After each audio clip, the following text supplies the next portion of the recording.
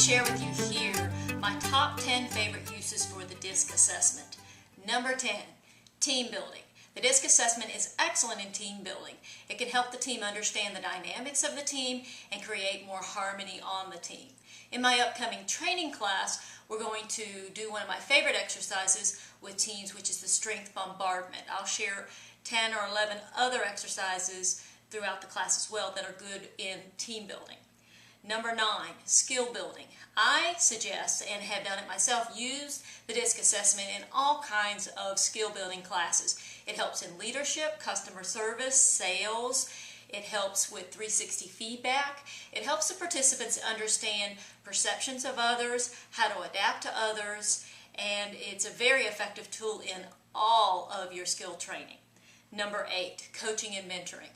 When you're coaching and mentoring others at work or at home, it makes you a more effective coach and mentor. I found that it makes me more objective and it helps me tune in to the other person's needs, goals, fears, things that are important to them, and not impose my own bias or my own goals and fears on another. So I'm a more effective coach and mentor when I use the DISC assessment. Number 7, the DISC assessment helps you activate your own motivators and strengths. That is, to be conscious about what your strengths are, how you bring value, and to use them as often as possible throughout the day, which will make you more happy and more motivated. So that has really helped me in the whole activation of your strengths and motivators. Number 6, because you're activating your own strengths and motivators, you do a better job of helping others activate their own strengths and motivators. We can't give what we don't already have, so once you become really effective at doing it for yourself, it's so much easier to look at other strengths, especially when they're different from yours, and to honor them and help them become more conscious about their strengths, and which is a great way to positively influence other people. Number 5, manage your own blind spots. We all have blind spots. And so it's good to know what they are so that we can manage them and have less what I call stub your toe moments. And that is, you have less difficulty because you're able to manage them. You know what your blind spots are. Number 4, you can do a better job of helping others look at, laugh at, and manage their own blind spots. So you become a more effective leader, teacher, friend, colleague, because you're managing your own blind spots, and then you can more effectively help others do the same.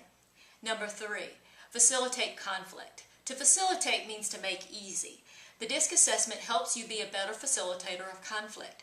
You're able to understand what some of the communication issues might be on teams, with 2 other people, between yourself and another, and you just become more effective at swiftly managing conflict.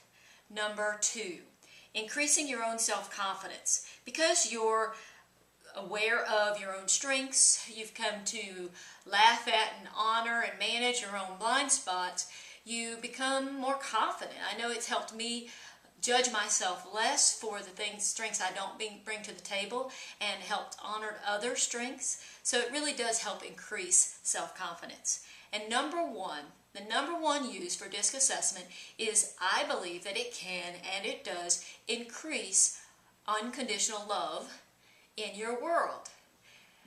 Unconditional love meaning, when you use the DISC assessment, you start applying it, you start looking at the world through the lens of different styles, different strengths, different blind spots. You start to be less judgmental of others' differences at a really deep level. And then you start appreciating the differences and valuing the differences, and so you go beyond just understanding, but it moves you to a place of appreciation for all the differences and all the value that each person brings to the world.